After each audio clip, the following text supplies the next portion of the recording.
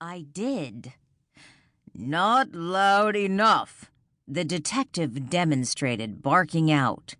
Drop the weapon, in a voice that reverberated inside the small classroom. Zoe had to admit, she would have dropped her gun if ordered to do so in that booming voice.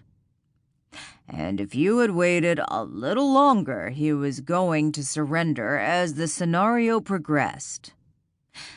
But I didn't know that. Zoe kept her thoughts to herself. The purpose of the exercise for the non-law enforcement students was to gain insight into what police officers faced every day in the streets. The danger, the split-second decisions. Pete's cell phone rang. Take over, Detective. He rose from his chair at the Megget control. You done good, he whispered to Zoe as he turned toward the back of the room. She contained a smile and returned to her desk. Veronica called. Next. Another student, one of the regulars, moved to take his turn at a new scenario. Zoe was there for only the one class. When Pete accepted Veronica's invitation to lead the firearms training module, he'd invited her along for the ride, claiming it might help in her struggle to decide about her career path in the county coroner's office. She had no clue what a shoot-or-don't-shoot exercise had to do with whether or not she wanted to perform autopsies, but she wasn't going to argue the point. It was an evening out with Pete. Not quite a date. They still sucked at those. Pete drifted toward the back of the classroom, his phone pressed to one ear, his fingers pressed to the other. Zoe couldn't see his face, but his shoulders tensed. The room lights dimmed, and another interactive scenario played out across the screen.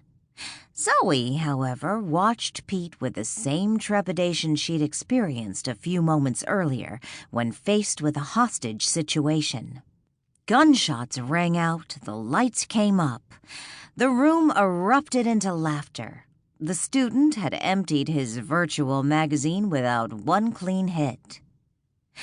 Pete pocketed his phone and turned, his gaze locking on Zoe's. I'm sorry, Detective Veronica. Something's come up back in Vance Township. I'm afraid I have to leave. Veronica raised an eyebrow, and Pete whispered something to him. The detective's jaw tightened, and he gave Pete a quick nod. I can give Zoe a lift home. No, she's with me. Pete crooked a finger in her direction. Ordinarily, the domineering gesture might have irked her, but the grim pallor of Pete's face told her now was not the time for smart-ass quips. She snatched her purse from the back of the chair and scurried after him, catching him in the hall. Pete? He didn't slow his long stride. There's been a shooting, an ambush. She jogged to keep up. Ambush? Where? Who? One of your medic units responded to a call. I don't have all the details, but 2 paramedics were shot. Zoe stumbled, her knees suddenly weak. Pete kept going. She regained her balance and her wits and caught him once again. Shot? Who? How bad? I don't know the victims' names yet. They reached the heavy metal front doors, and Pete punched through.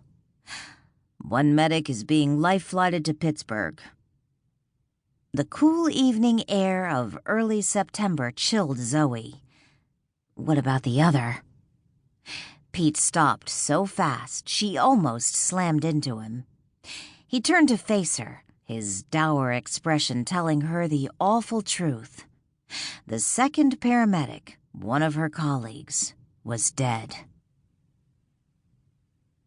The 15-mile trip between the county seat and Vance Township usually took a half hour.